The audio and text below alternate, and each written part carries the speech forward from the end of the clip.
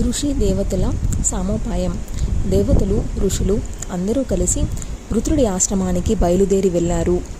తపోమయ తేజస్సుతో అగ్నిలా ప్రజ్వరిల్లుతున్న వృత్రుని చూశారు. ముల్లోకాలను ఆక్రమిస్తున్నట్టు, సకల దేవతలను స్వాధీనపరుచుకున్నట్టు భాషించాడు.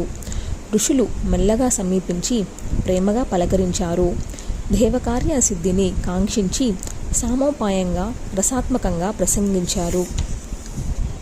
మహాభాగా, సర్వలోక భయంకర వృత్ర, నీ తేజస్సు అనంతం, నీ తపస్సు అమోఘం.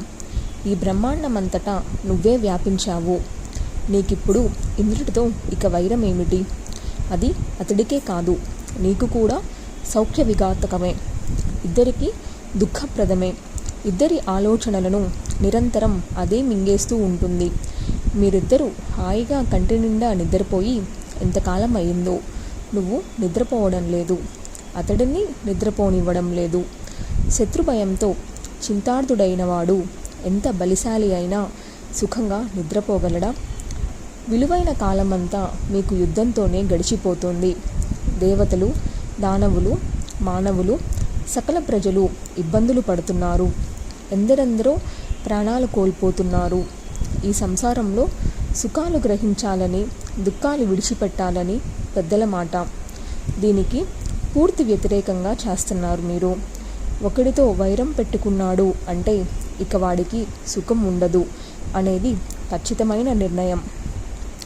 దీన్ని సంగ్రామ రసికులైన సూరులు అభిలషించి ప్రశంసించవచ్చు కానీ పండితులు మాత్రం హర్షించరు. పంచేంద్రియ సుఖాలను హరిస్తుంది యుద్ధం. శృంగార చతురులు పుష్పాలతోనైనా యుద్ధాలు చేయకూడదంటారు. మీరేమిటో తీవ్ర విసికాలతో సంవత్సరాలు తరబడి సంగ్రామాలు చేస్తున్నారు. యుద్ధంలో విజయం అనేది ఎప్పుడూ సందేహాస్పదమే, కానీ అందరికీ గాయాలు అవ్వడం అనేది మాత్రం ఖాయం. జయాపజయాలే కాదు, ఈ విశ్వమంతా దైవాధీనం. ఇది తెలిసి మీరు కలహించుకుంటున్నారంటే ఏమనాలి? సకాలంలో స్నానం చేయడం, భోజనం చేయడం, శయనించడం, భార్యతో పరిచర్యలు పొందడం, ఇవి కదా సంసారంలో సుఖాలు. వీటిని మీరు పొంది ఎన్ని వందల సంవత్సరాలైందో ఒక్కసారి ఆలోచించు. యుద్ధంలో ఏ సుఖం ఉందని మీరు కత్తులు దూస్తున్నారో మాకైతే ఎంతకీ అర్థం కావడం లేదు. మరణించాక ఏదో స్వర్గసుఖం లభిస్తుందనుకుంటున్నారు. దానికోసమైనా జీవితకాలాన్ని వృధా చేసుకోవడం? ఇది చాలా ప్రలోభ పెట్టే వాక్యం. ఇంతకన్నా పనికి మాలిన మాట మరొకటి ఈ సృష్టిలో, ఈ వాగ్మయంలో ఉంటుంది అని మేము అనుకోము.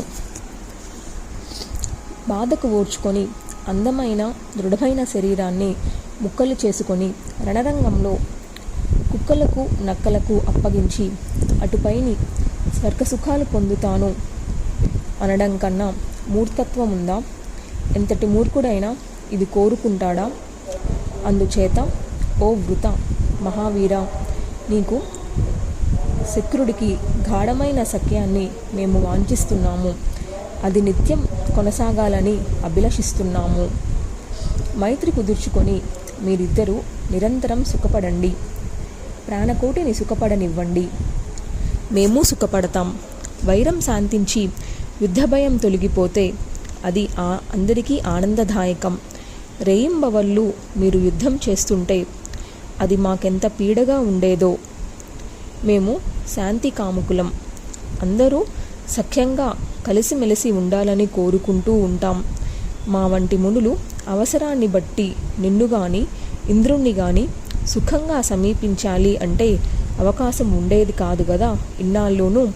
ఇకనైనా మాకు అది దక్కాలి. వృత్ర, మీ ఇద్దరికీ మేము మధ్యవర్తులం. ఒట్టు వేయించి మీ ఇద్దరికి మైత్రి కుదర్చాలనేదే మా సంకల్పం. ఇంద్రుడు ఇక్కడికి వస్తాడు. నీ ఎదుటనే మేము చెప్పినట్లుగా శపథాలు చేస్తాడు. నీ మనస్సుకి సంతృప్తి సంతోషం కలిగిస్తాడు. ఈ ధర సత్యాధర సూర్యుడు సత్యాధారుడు. సత్యశక్తితోనే అతడు ప్రజ్వరిల్లుతున్నాడు. వాయువు వీస్తున్నది సత్యం వల్లనే. సముద్రుడు మేరమిరడం లేదన్న సత్యం కారణం. అందుచేత మీ ఇద్దరికి ఇవి సాక్షిగా సత్యమైన సఖ్యం ఏర్పడుగాక. ఇద్దరూ కలిసి ఒక కంచంలో తింటూ ఒక మంచంలో నిద్రిస్తూ సుఖంగా జీవించండి, ఆనందంగా క్రీడించండి, సంతోషంగా విహరించండి. వృత దేవేంద్రుల సంధి. మహర్షుల ప్రసంగానికి వృతుడు ప్రసన్నుడయ్యాడు, వినయంగా స్పందించాడు. మహానుభావులారా, మీరంతా మహాతపస్వులు, మాననీయులు. మీ వంటి మహామునులు మిథ్యావాదులు చెయ్యరు, సదాచార పరాయణులు, శాంతి చిత్తులు. మీరు మోసాలు చెయ్యరు, మీకు అవి తెలియవు కనుక చెబుతున్నాను. శత్రుత్వం పెట్టుకున్న వాడితో, శఠుడితో, స్తబ్దుడితో, కాముడికుడితో, తేజోహీనుడితో బుద్ధిమంతుడు ఎవడూ సఖ్యం చేయడు. మీరంటున్న ఇంద్రుడు సిగ్గులేనివాడు, దురాచారుడు, బ్రహ్మహత్య మహాపాతకిని పెట్టుకున్నవాడు, లంపటుడు, శఠుడు. ఇలాంటి వాడిని ఎప్పుడూ ఎవడు విశ్వసించడు. మీరంతా నిపుణులు, ఏ రకమైన ద్రోహబుద్ధి లేనివారు, శాంతి చిత్తులు కనుక అతివాదులు చిత్త ప్రవర్తులను గురించి మీకు బొత్తిగా తెలియదు. ఈ మాటలకు మునులు నివ్వెరపోయారు, అయినా ప్రయత్నం విడిచిపెట్టలేదు. సంభాషణ కొనసాగించారు. కృత ఎవడు చేసుకున్న కర్మ వాడు అనుభవిస్తాడు. అది శుభమైన అశుభమైన అనుభవించక తప్పదు. ఒకడికి ద్రోహం చేసి ఎవడైనా శాంతిగా బతకగలడా? ఎంతగా మనస్సుని చంపుకుంటే మాత్రం వాడికి శాంతి ఉంటుందా? విశ్వాసఘాతకుడు నరకానికి పోతాడా? బతికుండగానే మహాదుఃఖం అనుభవిస్తాడు. బ్రహ్మహంతకు నిష్కృతి ఉంది, సురాపానం చేసిన వారికి ప్రాయశ్చిత్తం ఉంది. విశ్వాస ఘాతకులకు, మిత్రద్రోహులకు మాత్రం నిష్కృతి లేనే లేదు. అందుచేత ఓ సర్వజ్ఞుడా, ఇంద్రుడితో సంధి కుదుర్చుకోవడానికి నీ మనసులో ఉన్న నియమం ఏమిటో నువ్వే చెప్పు. దాని ప్రకారమే మీ ఇద్దరికి ఒడంబడికలు కుదురుస్తాము, మైత్రి ఏర్పరుస్తాం. విప్రులారా, నాకున్న వరం మీకు తెలుసు కదా. ఎండిన వస్తువుతో కానీ, తడిసిన ఆయుధంతో కానీ, రాతితో కానీ, వజ్రంతో కానీ, రాత్రిపూట కానీ, పగటిపూట కానీ, ఇంద్రుడి చేతిలో కానీ, దేవతల చేతిలో కానీ నేను వధ్యుణ్ణి కాను. అది బ్రహ్మదేవుడు ఇచ్చిన వరం. దీనికి కట్టుబడి మీరు సంధి కుదర్చగలిగితే కుదర్చండి. అది ఒక్క ఇంద్రుడితోనే. ఈ నియమానికి మునీశ్వరులు వెంటనే అంగీకరించారు. ఇంద్రుణ్ణి పిలిపించారు. అతడి సమక్షంలో నియమం మరొక్కసారి స్పష్టంగా వినిపించారు. ఇంద్రుడు అంగీకరించాడు. చెయ్యమన్న శపథాలన్నీ చేశాడు. వెయ్యమన్న ఒట్లు అన్నీ వేశాడు. అప్పటికి ఇంద్రుడికి భయం వదిలిపోయింది, జ్వరం తగ్గిపోయింది. అగ్నిదేవుడు సాక్షిగా మునీశ్వరుల సన్నిధిలో వృత్రు దేవేంద్రులకు సంధి కుదిరింది. వృత్రుడు ఇంద్రుడి శపథాలు పూర్తిగా విశ్వసించాడు, మిత్రుడయ్యాడు. ఇద్దరూ ఆత్మీయంగా సహచారులయ్యారు. ఒకప్పుడు నందనవనంలో, ఇంకొకప్పుడు గంధమాధవ పర్వతం మీద, మరొకప్పుడు సముద్ర తీరంలో ఆనందంగా అరమరికలు లేకుండా క్రీడిస్తున్నారు. వృత్రుడు మైమరిచి ఆనందిస్తున్నాడు. ఇంద్రుడు మాత్రం ఎప్పటికప్పుడు ఉపాయాలను ఆలోచిస్తున్నాడు. అతడిని సంహరించే అవకాశం కోసం జాగరూకుడై ఎదురుచూస్తున్నాడు. ఎప్పుడూ ఉద్విగ్నంగానే కనిపిస్తున్నాడు. కాలం గడుస్తుంది. నెలలు, సంవత్సరాలు గడుస్తున్నాయి. దారుణమైన ఇంద్రుణ్ణి నిజంగానే విశ్వసించాడు. కొడుకు అని గ్రహించి ఒక రోజున త్వష్ట స్వయంగా బయలుదేరి వృత్రుడి దగ్గరకు వచ్చాడు. నాయనా, పుత్ర, వృత, హితం చెబుతున్నాను వినరా తండ్రి. శత్రుత్వం పెట్టుకున్న వాడిని ఎప్పుడూ నమ్మకూడదు.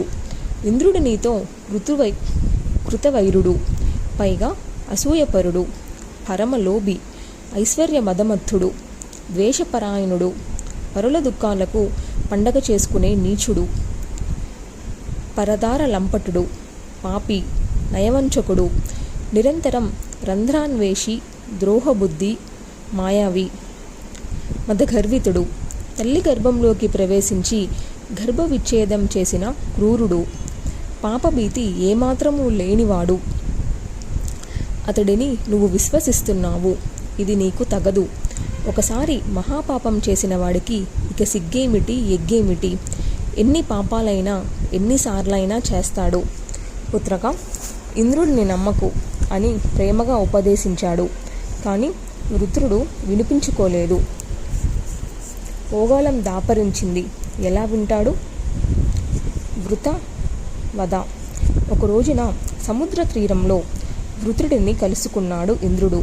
అది సంధ్యా సమయం, రాత్రి కాదు, పగలు కాదు. అదొక దారుణ ముహూర్తం. ఇంద్రుడికి ఆలోచన మెదిలింది. ఇది సంధ్య, రౌద్ర రూపిణి, రాత్రి పగలు కాదు. వరదానంలో ఇవి రెండే కదా మినహాయింపులు. వీడిని సంహరించడానికి ఇది తగిన సమయం. ఒంటరిగా ఉన్నాడు. కనుచూపు మేరలో జనసంచారం లేదు. బాగా దొరికాడు అనుకుని విష్ణుమూర్తిని స్మరించాడు.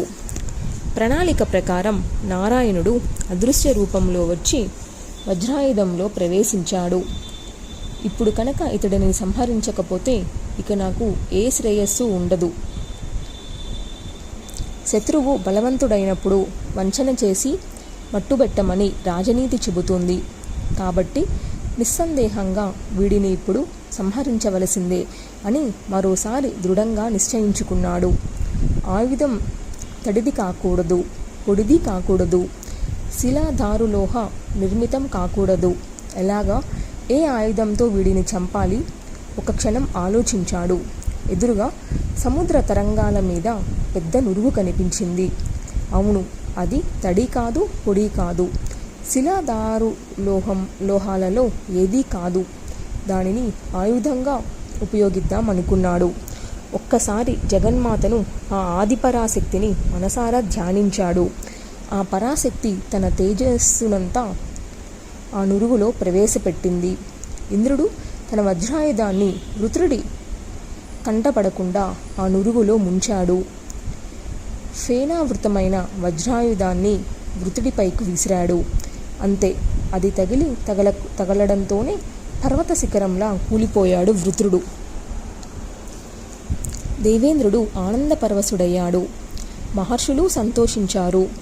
ఇంద్రుణ్ణి స్తుతించారు. దేవతలు సంబరపడ్డారు. అందరూ కలిసి జగన్మాతను భక్తి ప్రవర్తలతో ధ్యానించి స్తోత్రాలు చేశారు. ఆవిడ అనుగ్రహంతోనే కదా వృత్రుడిని సంహరించగలిగామని విధేయతలతో కృతజ్ఞతలు ప్రకటించారు. దేవేంద్రుడు తన నందనోద్యానవనంలో పరాశక్తికి ఆలయం కట్టించాడు. పద్మరాగమణి నిర్మితమైన మూర్తిని ప్రతిష్ఠించాడు. దేవతలందరూ ముప్పొద్దుల ఆ మందిరంలోకి చేరి అమ్మవారిని అర్చించడం పరిపాటి అయ్యింది. నిర్జనులందరికీ జగదీశ్వరియే ఇలవేల్పు అయ్యింది. వృత్రహంత్రి అనే నామధేయంతో అప్పటి నుంచి ఆరాధనలు అందుకుంటుంది.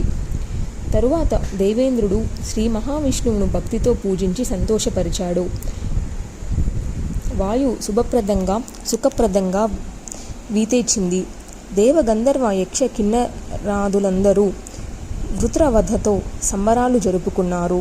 నిజానికి వృత్రుడిని సంహరించింది నురుగులో ప్రవేశించిన పరమేశ్వరీ శక్తియే అయినా ఇంద్రుడి పైకి కనిపించే కారణమయ్యాడు కనుక వృత్రుహంత అనే కీర్తిని తాను పొంది ఉప్పొంగిపోయాడు.